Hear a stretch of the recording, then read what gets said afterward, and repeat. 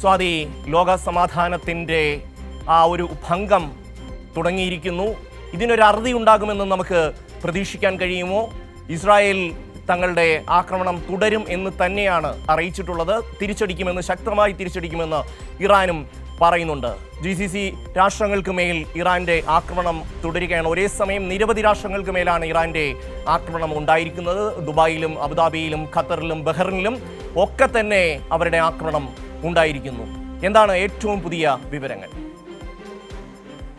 ഷമി, നിലവിൽ ലെബനിൽ നിന്നുള്ള ആക്രമണമാണ് ഏറ്റവും ഒടുവിലായി ഉണ്ടായിട്ടുള്ളത്. ഇസ്രായേലിലേക്ക് റോക്കറ്റ് ആക്രമണം ആരംഭിച്ചിട്ടുണ്ട് എന്നുള്ള വിവരങ്ങളാണ് ലഭിക്കുന്നത്. ഹിസ്ബുള്ള ഇതുവരെയും ഈ ആക്രമണത്തിന് അല്ലെങ്കിൽ ഈ ഒരു സംഘർഷം തുടങ്ങിയ ഇതുവരെയും ഹിസ്ബുള്ള ഇസ്രായേലിനെതിരെ തിരിച്ചടിക്കാനൊന്നും തയ്യാറാകാത്ത സാഹചര്യമുണ്ടായിരുന്നു. എന്നാൽ ഇപ്പോൾ ഹിസ്ബുള്ള കൂടി ഈ ഒരു ആക്രമണത്തിലേക്ക് വരികയാണ്. പ്രത്യേകിച്ചും ഇറാനെ സംബന്ധിച്ച് ഇറാന്റെ നിലനിൽപ്പിന്, ഹിസ്ബുള്ളയുടെ നിലനിൽപ്പിന് ഇറാന്റെ ഭരണനേതൃത്വവുമായി ബന്ധപ്പെട്ട വലിയ പ്രശ്നങ്ങളുണ്ട്. അതുകൊണ്ട് തന്നെ ഈ വിഷയത്തിൽ ഹിസ്ബുള്ള ഇടപെടുമെന്നുള്ള സൂചനകൾ നേരത്തെ ഉണ്ടായിരുന്നു. ഇപ്പോൾ ഹിസ്ബുള്ളയും ആക്രമണം നടത്തിയിരിക്കുന്നു എന്നുള്ളതാണ്. ഇറാനെതിരായിട്ടുള്ള ആക്രമണത്തിനെതിരെ ഹിസ്ബുള്ള ഇപ്പോൾ റോക്കറ്റ് ആക്രമണം നടത്തിയിട്ടുണ്ട്. ഇതോടെ തന്നെ ലെബനൻ തലസ്ഥാനമായിട്ടുള്ള ബെയ്റൂട്ടിൽ ആണ് ഇസ്രായേൽ ബോംബിടുകയും ചെയ്തു. അങ്ങനെ ആക്രമണങ്ങളും പ്രത്യാക്രമണങ്ങളും ഉണ്ടാകുന്നുണ്ട്. അതേസമയം തന്നെ നേരത്തെ സൂചിപ്പിച്ച പോലെ GCC രാജ്യങ്ങളിലേക്കുള്ള ആക്രമണം, സൈനിക താവളങ്ങൾ കേന്ദ്രീകരിച്ചുകൊണ്ടുള്ള ആക്രമണം ഇറാൻ ശക്തമാക്കിയിട്ടുണ്ട്. ഇന്നലെ തന്നെ ഇറാന്റെ പ്രസിഡന്റും വിദേശകാര്യ വിദഗ്ധൻ, വിദേശകാര്യ മന്ത്രിയൊക്കെയും ഇത് സംബന്ധിച്ചുള്ള പ്രതികരണം നടത്തിയിട്ടുണ്ട്.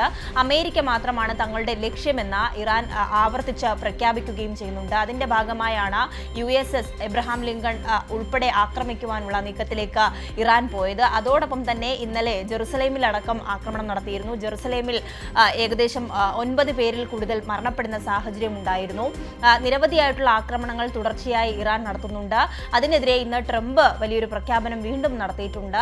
തങ്ങളുടെ ലക്ഷ്യങ്ങൾ നേടുന്നതുവരെ ആക്രമണം തുടരും, ഇറാനെതിരെ ആക്രമണം തുടരുമെന്നുള്ള നിലപാടിലേക്കാണ് ട്രംപ് പോയിട്ടുള്ളത്. അത്തരത്തിൽ ആക്രമണങ്ങൾ നിരവധി ഇടങ്ങളിൽ തുടരുന്നുണ്ട്. അതോടൊപ്പം തന്നെ ബ്രിട്ടീഷ് സൈനിക കേന്ദ്രത്തിലടക്കം ആക്രമണം ഉണ്ടായെന്നുള്ള വാർത്തകൾ വരുന്നു. ബാലിസ്റ്റിക് മിസൈൽ തന്നെയാണ് ഇറാൻ വിവിധ ഇടങ്ങളിൽ പരീക്ഷിച്ചു കൊണ്ടിരിക്കുന്നത്. ഇറാന്റെ ആക്രമണത്തെ ഈ UK-യും, ബ്രിട്ടീഷ് ആക്രമണം ഉണ്ടായതിനെതിരെ UK-യും പ്രതികരണവുമായി രംഗത്തെത്തിയ സാഹചര്യമുണ്ട്. എന്തായാലും തെഹ്റാനിലേക്ക് തുടർച്ചയായ ആക്രമണം നടത്തിക്കൊണ്ടിരിക്കുകയാണ് ഇസ്രായേൽ. തെഹ്റാനിലെ ആശുപത്രി കേന്ദ്രീകരിച്ചുകൊണ്ട് വീണ്ടും ഒരു ആക്രമണം ഉണ്ടാകുന്നു. ഗാന്ധി ആശുപത്രിയിലേക്കാണ് ഇസ്രായേൽ ആക്രമണം തൊടുത്തുവിട്ടിട്ടുള്ളത്. കഴിഞ്ഞ ദിവസം പ്രൈമറി സ്കൂളിന് നേരെ ആക്രമണം നടത്തിയിരുന്നു. അങ്ങനെ സ്കൂളുകളും ആശുപത്രികളും കേന്ദ്രീകരിച്ചുള്ള നിരന്തരമായ ആക്രമണത്തിന്റെ സ്വഭാവത്തിലേക്ക് ഇസ്രായേൽ മാറിയിരിക്കുന്നു എന്ന് തന്നെ പറയേണ്ടി വരും.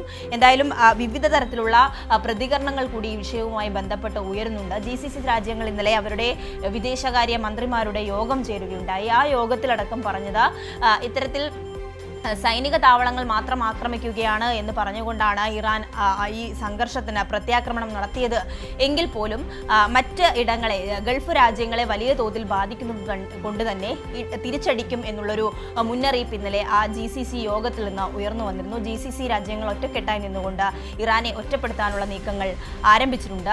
അതിൻ്റെയൊക്കെയും പശ്ചാത്തലത്തിൽ കൂടിയാകണം ഹിസ്ബുള്ള ഈ വിഷയത്തിൽ ഇടപെട്ടിട്ടുള്ളത്. ഹിസ്ബുള്ള ഒരു ഇസ്രായേലിനെതിരെ രംഗത്ത് ഉണ്ട് എന്നുള്ളതാണ് ഏറ്റവും വലിയ കാര്യം. അതോടൊപ്പം തന്നെ കഴിഞ്ഞ ദിവസം ഉണ്ടായിട്ടുള്ള അവരുടെ പരമോന്നത നേതാവിനെ കൊലപ്പെടുത്തിയതുമായി ബന്ധപ്പെട്ട പ്രതിഷേധങ്ങൾ വിവിധയിടങ്ങളിൽ ഉണ്ടാകുന്നു. US കോൺസുലേറ്റുകൾക്ക് മുമ്പിൽ US വിരുദ്ധ, ഇസ്രായേൽ വിരുദ്ധ പ്രതിഷേധങ്ങൾ ഉണ്ടാകുന്നു. ആ പ്രതിഷേധങ്ങൾ ഏറ്റുമുട്ടലിലേക്ക് പോവുകയും അവിടെ സംഘർഷം കൂടുതൽ കടുക്കുന്ന സാഹചര്യത്തിലേക്ക് വരികയാണ്. അതുകൊണ്ട് തന്നെ അമേരിക്ക കൃത്യമായ നിർദ്ദേശങ്ങൾ ഇന്നലെ തന്നെ പുറത്തുവിട്ടിരുന്നു. ഈ US പൗരന്മാര് കൃത്യമായ ജാഗ്രതാ നിർദ്ദേശം അവർക്ക് വേണ്ടി നൽകിയിട്ടുണ്ട്. കൃത്യമായ ജാഗ്രത പുലർത്തണം. ഈ പ്രതിഷേധങ്ങൾ അക്രമാസക്തമാകുന്ന നിലയിലേക്ക് വരാനുള്ള സാധ്യതകൾ കൂടി അമേരിക്ക മുൻകൂട്ടി കാണുന്നുണ്ട്. അത്തരത്തിൽ US പൗരന്മാരെ സംരക്ഷിക്കുവാനുള്ള നീക്കങ്ങൾ അതിന്റെ എംബസികൾ കേന്ദ്രീകരിച്ചുകൊണ്ട് നടത്തുകയും ജാഗ്രതാ നിർദ്ദേശങ്ങൾ പുറപ്പെടുവിക്കുകയും ചെയ്തിട്ടുണ്ട്. എന്തായാലും വടക്കൻ ഇസ്രായേലിലെ ഹൈഫയ്ക്ക് അടുത്തുള്ള സൈനിക താവളത്തിന് നേരെയും ഡ്രോൺ അതോടൊപ്പം റോക്കറ്റ് ആക്രമണങ്ങൾ നടത്തിയതായി തന്നെയാണ് ഇപ്പോൾ ഹിസ്ബുള്ള അറിയിച്ചിട്ടുള്ളത്. ഇന്ന് പുലർച്ചയോടുകൂടി മേഖലയെ യുദ്ധഭീതിയിലാഴ്ത്തിക്കൊണ്ടുള്ളൊരു ആക്രമണമായിരുന്നു നടന്നിരുന്നത്. ലെബനിലെ ജനങ്ങളെയും അതോടൊപ്പം യുവാക്കളെയും ലക്ഷ്യമിട്ടുകൊണ്ടുള്ള ഇസ്രായേൽ അധിനിവേശത്തിനും അതോടൊപ്പം കൊലപാതകങ്ങൾക്കും കൃത്യമായൊരു മറുപടി നൽകാൻ തങ്ങൾക്കായി എന്നുള്ളതാണ് ആക്രമണത്തിന് ശേഷം ഹിസ്ബുള്ള പ്രതികരിച്ചിട്ടുള്ളത്. എന്തായാലും വിവിധ ഇടങ്ങളിലേക്ക് ആക്രമണം വ്യാപിപ്പിക്കുന്നു.